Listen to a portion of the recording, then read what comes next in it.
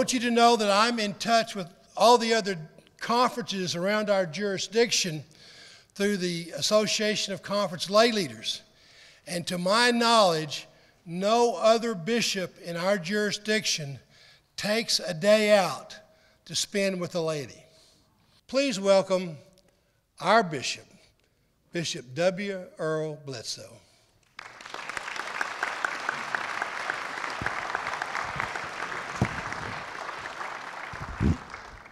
Well, good morning. And thank you, Richard Hearne. I tell you, you have one of the greatest conference lay leaders as well. I get around the church a lot, but I want you to know Richard goes to meetings that I really don't have time to go to, and sometimes he's always there and he's always lifting up the concerns of the laity. So, Richard, I want to say thank you because he's also motivated and put a higher bar up for the conference lay leaders within the jurisdiction as well as the general church. So I hope we can give a round of applause for Richard Hearne as well this morning.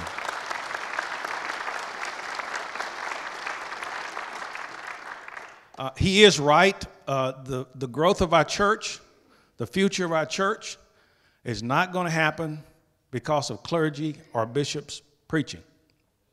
Did you hear what I said? The growth of our church, the work of our church, the ministry of our church happens when laity gets serious about the Word of God and begin to live that not only in their own communities, but also in the lives of the friends and people they come in contact with. I found that when God and the Spirit begins to move on the hearts of the laity, the church starts catching on fire. Did you know that? Now, I can stand up here and shout and I can preach and everything, but if you don't get it, it doesn't go anywhere. You got it.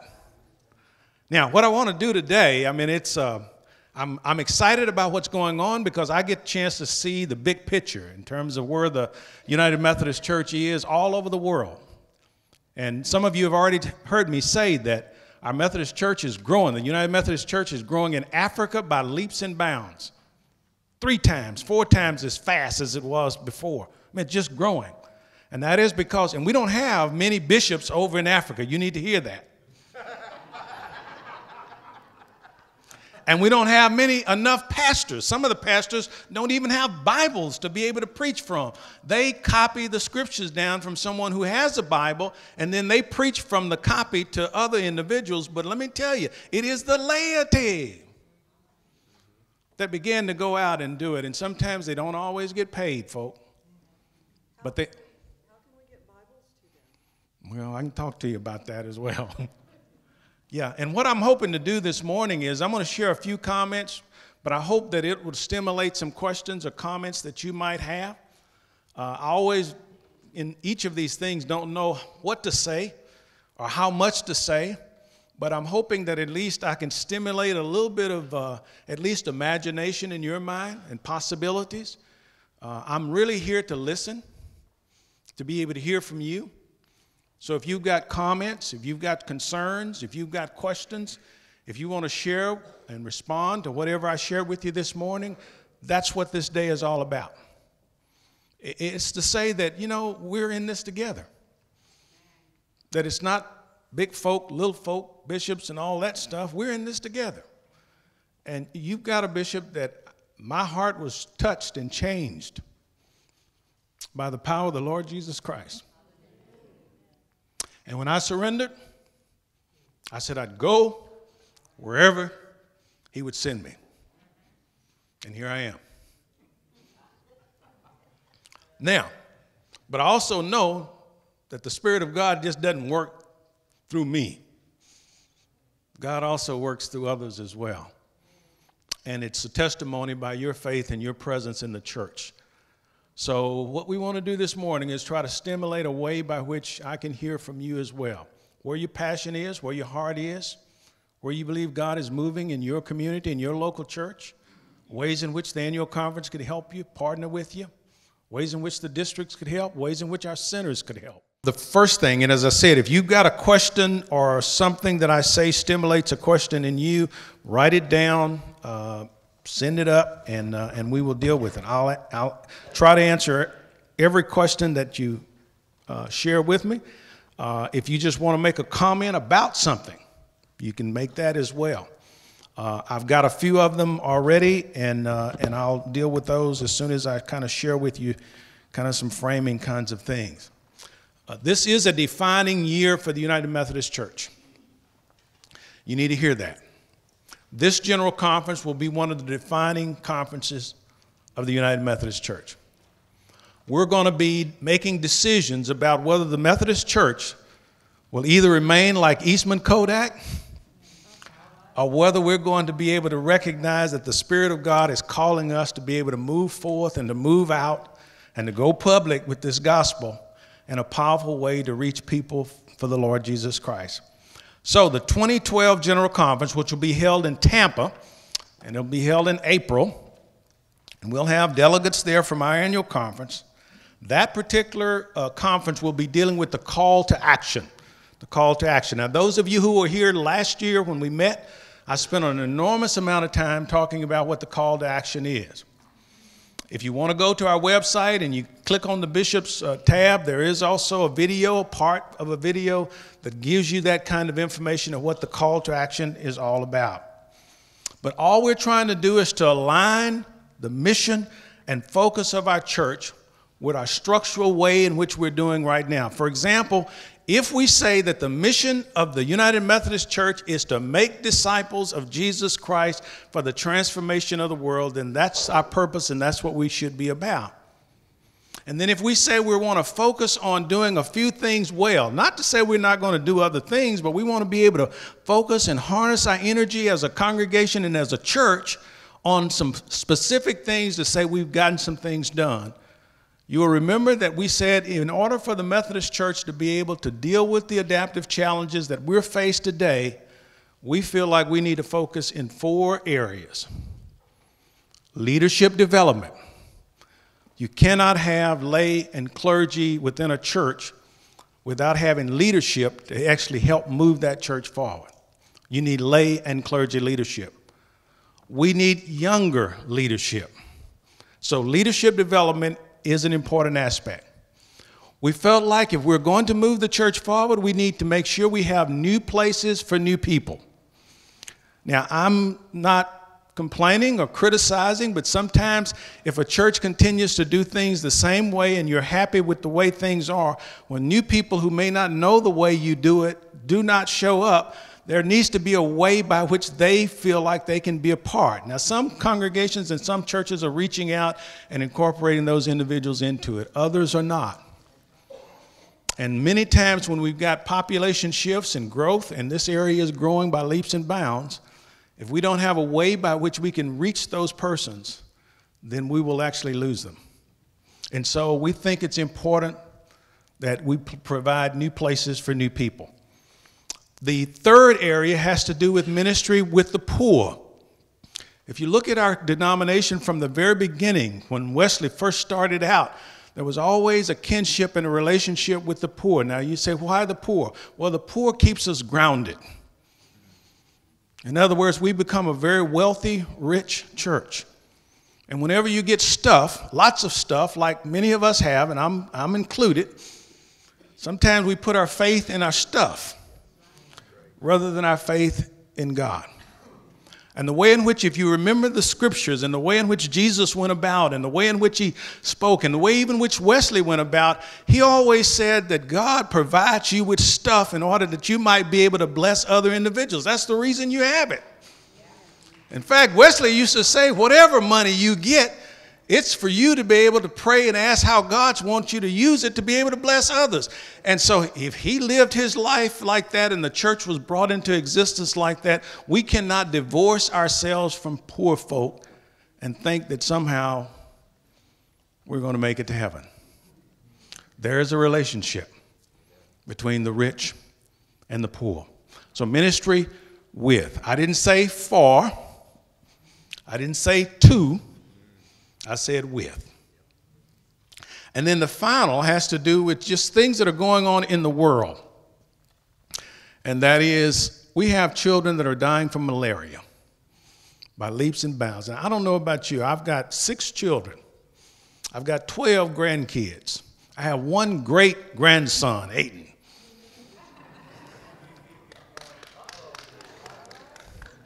I would not want to lose one of those children if I knew that I could help. And with what's going on in Africa with the malaria, in terms of folk dying, they're dying by leaps and bounds. Now, the good news is that those $10 that you all gave for nets and things, we've been able to bring down the number of children that are dying each year. We've been able to bring that down, those numbers down, but it's still not enough. So the elimination of those major diseases, global health is the other area that we're focused on. Those are the 4 focus areas. Now, the call to action is wanting the church to be able to focus on congregational vitality for the next 10 years.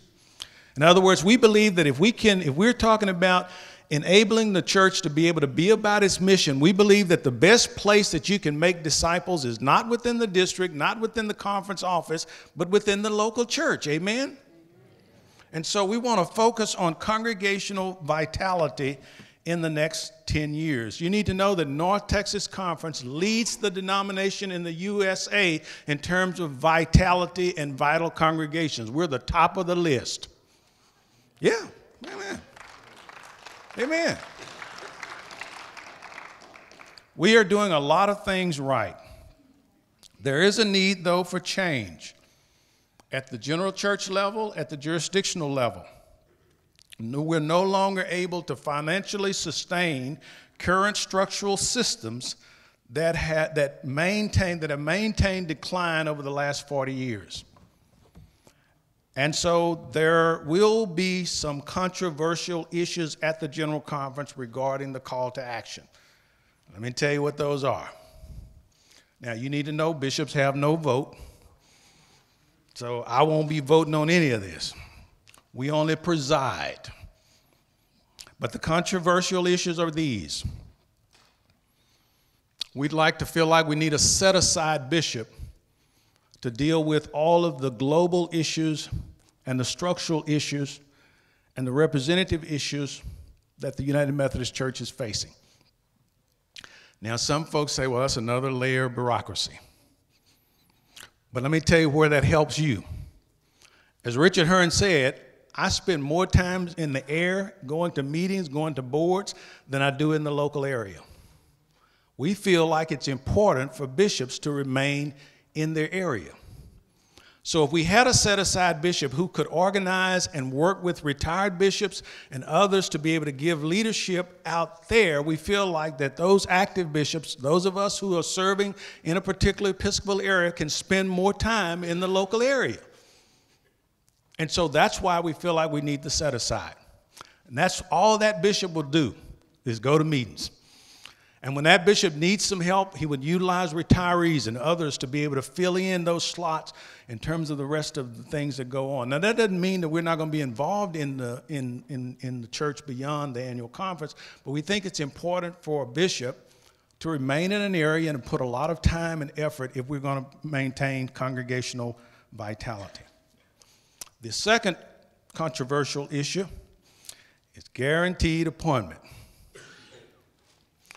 And there is a recommendation to do away with it. Now you say, well, what does that mean? Well, we're a closed system.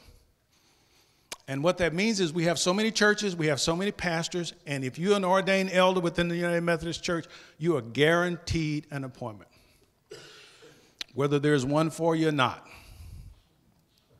And so if the churches are declining in terms of its membership, worship attendance, and ability to be able to pay, and you know what it costs to be able to afford an elder within the church, and you've also got a personnel list out there of individuals that are guaranteed employment, you can figure it out, can't you? And then we have some, and I don't know many in this annual conference, but I do know there are some pastors that will say, well, okay, it's guaranteed, so I don't have to do anything. And there's not much a bishop can do about that. So that needs to be decided. There's also a controversial issue about combining and refocusing general agencies. We have 7 program agencies within the United Methodist Church, 13 general agencies, boards, and councils beyond the local church or the annual conference. And all of those have large boards for which your apportionment dollars support. and major ministries. Now, those are great ministries, but those were ministries done at a time when the church was growing and when you could not get out and do a lot of the ministry yourselves. So we basically sent the money up, and there was a council or a board that did it on all of our behalf. We're going to need to do some of that, but let me tell you, the Spirit of God has moved in the churches. Individuals can mobilize and get things done and get anywhere in the world a lot easier than it was 50 years ago. So we think it's important to be able to combine and refocus some of the general agencies around our mission. And one of those things is to then redirect some of the monies, about $60 million, to vital congregational development, and to also invest some money in growth where beyond the United States, where the church is growing in Africa, in Asia, and even in parts of the old former Soviet Union. Now, that's 2012 General Conference, call to action, all of that will get decided. But you might say, well, Bishop, what does that have to do with me? Well, it affects you when those decisions are made. And so you need to get involved. Then I want to talk to you about North Texas, because the changes that are being proposed at the General Conference are in line with our strategic plan that we adopted in 2010. You remember that, called A Time to Lead? Anybody remember that? Okay. We are gaining traction in our mission.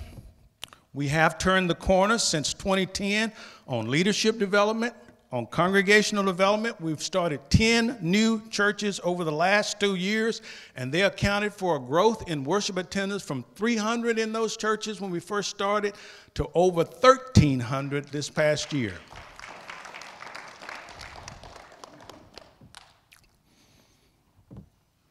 There is a need for more churches. And so we're shifting, for those of you who participated in the DNA transformation process, we're shifting to another program called Healthy Church Initiative that involves more laity in the conversation and focuses more on training and development, especially for small membership churches and mid-sized churches as well. We've seen an uptick in worship attendance for 2010. There was an uptick in our apportionment payment for 2011, and this is even in spite of the bad economy that I know most of us are going through. I want to thank you for paying 100% of your conference apportionment. Thank you.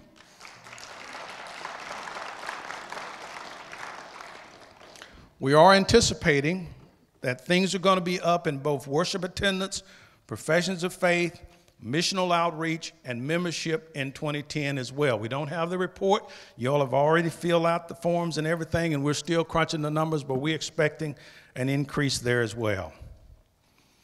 The extended cabinet that Richard talked about is working, and he is a member of that. Linda will be joining that group here within probably the next meeting. Is that right, Richard? So what we do is rather than just wait until a person's time is up and then find somebody else to fill it, what we do is we bring people on ahead of time. When Dr. Frank Allegria was announced to be the superintendent, he came on board. He worked with Dr. Milton Gutierrez as we began to work through appointments and everything. So we bring persons on early, we help train them and everything, and then they take the position after June 1 or July 1. We've got a new team called the Nehemiah team that Paul Rasmussen, who is the pastor designate at Highland Park United Methodist Church, associate pastor, and he's looking at an annual conference and how we can make it a time of meaningful experience as well as celebration. And we're going to be voting on that report this year at annual conference in the recommendation. I've spent a lot of time preaching and will be preaching this year. Last year I didn't do a lot of it because I was out of the country and all over the place at boards, but I've got a lot of opportunities to preach within churches this year, and I look forward to coming to your church as well. You need to know that Leslie, before she lost her sight, is a social worker. Her degree is in social work. She taught on a college campus. She also pastored a church. She was a local pastor. Now, just because God took her sight, or at least she lost her sight, it doesn't mean that she doesn't have the ability to be able to speak or walk or connect. She still has those gifts. She's still a Marine. And she still, I say God has given her insight. So there's an opportunity, and she has a commitment to be able to care for those sometimes that get left out, and sometimes folk don't know what to say. But I can tell you, you invite Lester to your church, she'll tell you how to respond to those individuals. And she also uses what we call technology. In other words, you don't have to go around if you feel like you can't see or losing your sight or losing your hearing. There's all kinds of technology out there. And she spends an enormous amount of time finding out about that. And when she comes to churches, she tells them about that. She said, you can be blessed in a mess. So I would encourage you to invite Leslie. Now, I'm gonna stop here in a few minutes, but I want to also talk, Richard said a little bit about it, but some of you may have heard that the Judicial Council reversed my decision regarding our plan on a part of it, and I need to probably address that or at least speak to that. One person at the end of the 2011 annual conference submitted a question of law pertaining to the 2010 strategic plan. Now, he did not raise that question when we were voting on it in 2010. It came a year later in 2011. And he asked about 4 particular boards or committees within the conference. And I ruled that the Book of Discipline allowed flexibility in our structure as long as we were able to care for the functions of those various committees and boards, and that we did not change any of the mandated structures like the Conference Council on Finance Administration, the Conference Commission on Archives and History. All of those boards and all of those groups, and the Board of Ordained Ministry, the Board of Laity, all those are mandated by the annual conference and by the Book of Discipline, and all of those stayed in place. In the Book of Discipline, where there was a statement that said, are other structures, we tried to combine and move, just as the general church is hoping to do this year, those functions into an area that was very functional, that could bring about a difference, that could enable us to be able to talk about the outcomes that we wanted to achieve in that. So I ruled that those were there. Our chancellor, John Croft. John, you might stand up so they'll know that we do have a lawyer for the conference.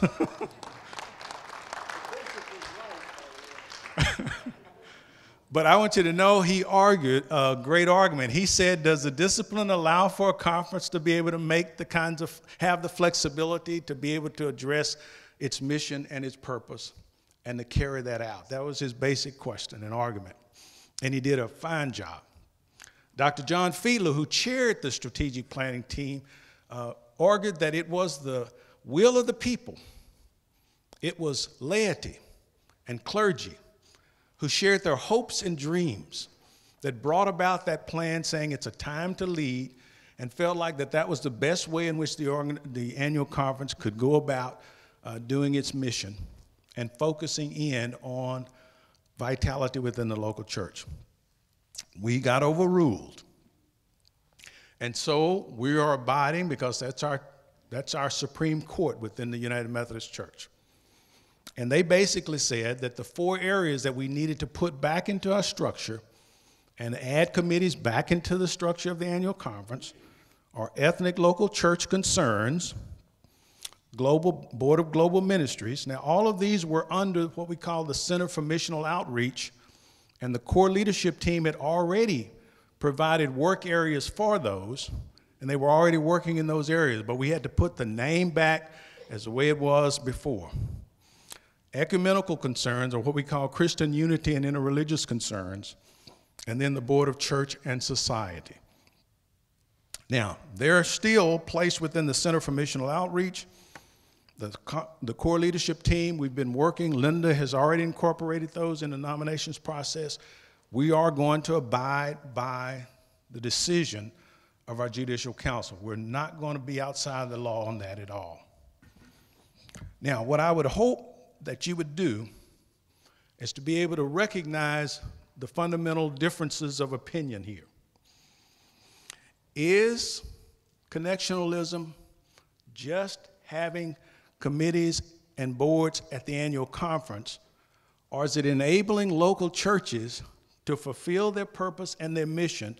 And the annual conference provides a way by which you can connect together to be able to do that in a much more effective way.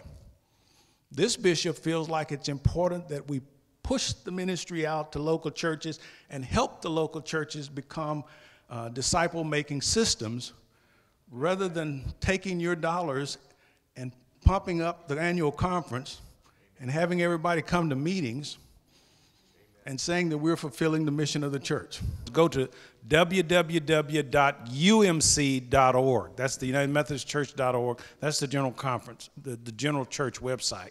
And it has the call to action, the ministry study, all of those issues. It has the 3 proposals out there in terms of the structure for the general church. There is the one that came out of the connectional table. There's also the Methodist Federation an action structure, and then there's also the traditional one of what we've always been doing.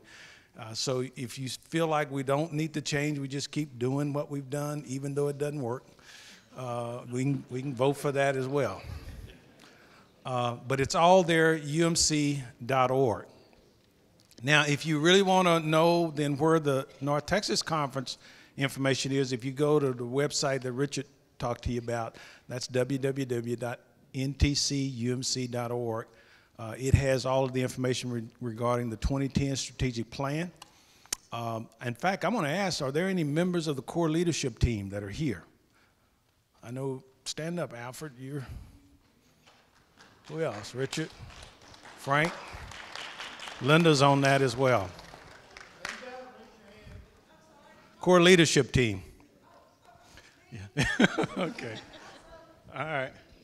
And that team moves around. We don't just meet in the conference office. We meet in various places. We were in Wichita Falls. Next time we're going to be First Capel, right? So it's a moving group.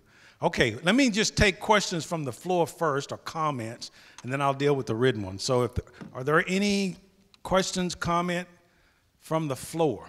In other words, if you want to make, there's one here. Sir? In the back. You need to come up here so you can get your film. If you don't like this, Wayne will.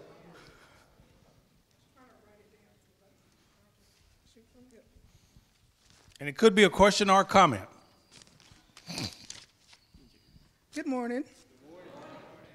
Why don't you identify yourself and your church? My name is Vanessa Sims, Trinity United Methodist Church in Denton, Texas.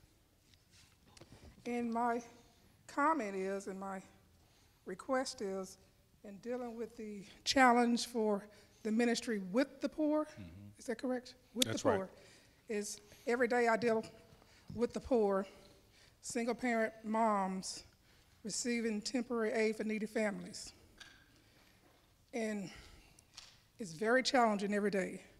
This is a segment of our society that I believe that the church need to really focus on, because you have single parents with children. A lot of times those single parents, they don't have the training, they don't have the skills, they don't have the education, and yet they're faced with the responsibility of training their children. So my question to the church and the church leaders and Laity is, what strategies would you recommend to the church, to our communities, how to deal with these issues? All right. Now, anyone can either respond to it, or it's just a comment that she's made.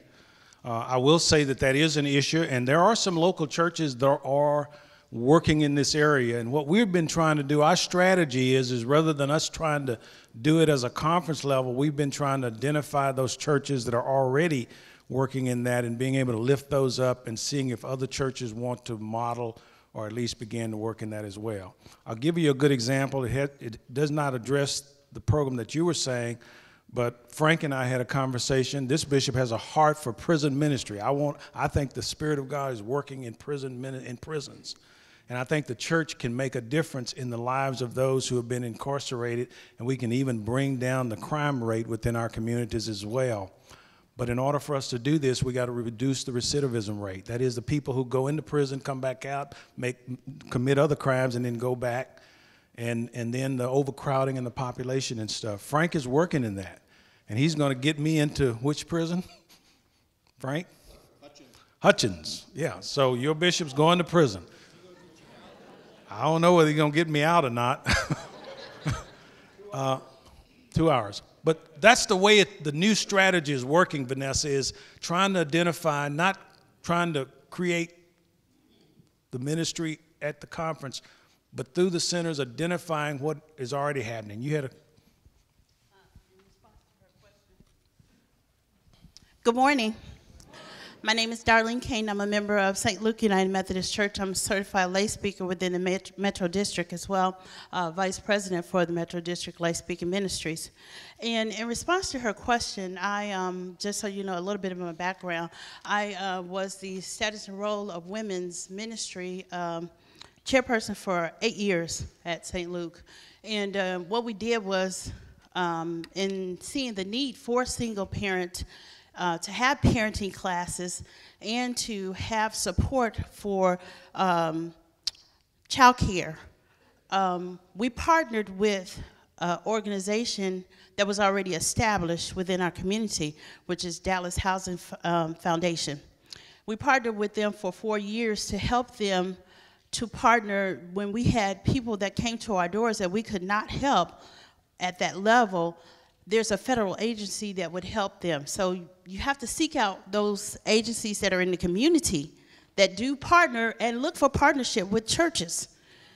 And they are willing to work with you, and they will bring those people to you if you have the means and the needs that can help them to provide what the people are needing. And in that case, the women were needing retraining to get into jobs, so we had a welfare to work program that we started within the ministry. We had a jobs program that we helped with. And in those trainings, we helped them with the resumes. We would help them once it was one thing to get you on the job, but it's another thing to help you to be able to stay on the job. If you're coming from welfare and you don't understand the process or the environment of a job or a corporation because you've not been taught the structure of a company, it's hard to keep the job. So not only did we help them to get the job, but spiritually help them to be able to keep the job. And then while we had their children in care, to teach them spiritual grounding for the children. So when you connect the children with the church, the parents are doomed to come in because they need to know what their children are doing. And it was a requirement that they participate with whatever we were doing for the children. Then we have the breadbasket ministry. So you have to seek out those things that are in your neighborhood. Other churches, we are a connectional church. And being a connectional church is there are a lot of churches so you don't have to redevelop the wheel that you can reach out to that have ministries in place already, but they don't have the people. So that helps you. And then Bishop, my question was, I was there when you all presented the call to action, the bishops did. And my question is, how do we get the mission of the call to mission, the call to action plan to the laity so that we say that we're connectional in that point, but how do we get them on board and how do we get them trained? Because it's a powerful thing if people can get together and have a clear understanding of this call to action. And I don't think that that's being disseminated because we have a lot of pastors that came to that meeting, but then when they left there, they left with the knowledge, but it didn't go anywhere because you don't see the fruits of your labor. All right, let me say a word. That's one reason why we're having this meeting. And I'm clergy, so I can talk about us. But sometimes we are burdened down, and we get a lot of information, Darlene. And a lot of times if it doesn't get beyond our desk, then it doesn't go anywhere. Or if I choose, say, well, I'm going to do this and not that, then you don't even know what that is. One of the things we've talked about, and you got to thank your lay leader for doing this, he said, Bishop, we need to have a network of the laity. So the lay leader within a local church gets that same information too. Now, I can tell you as a pastor of the church, whenever my board chair of ad council or my lay leader within that local church or even my finance person or my treasurer say, well, Pastor, you know, we had this letter or something about this. When are we going to get on board with that? That kind of motivated me to want to say, well, I got some other folk who want to do some things as well. And so part of it is getting the information beyond the pastor's desk. And so the network has been set up. We also need to set up a network with the young folk, the youth, so that they can also do that. But I know, Richard, you've been working at that. Is it effective yet, or is it? Probably the most frustrating part of my 4 years as your conference lay leader has been this lack of communication. And I want to promise you, we have put it out, and you know, communication is a two-way street. If you, the laity, aren't listening, whatever we say doesn't matter. So I'd like to encourage you, the laity, go on the North Texas website once a week. Is that too much to ask? You're leaders of your churches. Go there and see what's happening. For many reasons, many of our churches don't have the conference newspaper, but it's there on the website. So y'all got to receive and then talk it up in your local churches. The youth thing, as the bishop said, is so hard. About the time I moved to email, the youth were moving to Facebook. Then I kind of caught on. The bishop was helping us. I got to Facebook, and then to Twitter. And I don't know where are we now?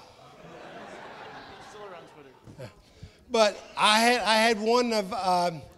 had Rachel Magruder, associate lay leader, youth lay leader, say, "Oh, I don't ever look at emails or Facebooks. I just do Facebook now." Well, I didn't know that. Now we have got to start being on those social medias. The bishop says that he got on Facebook so he could keep track of his daughter in college. But then he says he found out a whole lot more about it. It's just amazing. But what I'd like for you to do for us is become sponges and start soaking up all the stuff that's said. And don't wait for us to call you. You call us. And I publish my phone number and my email address and everything I do. So it's the most difficult question in the world. How do we communicate?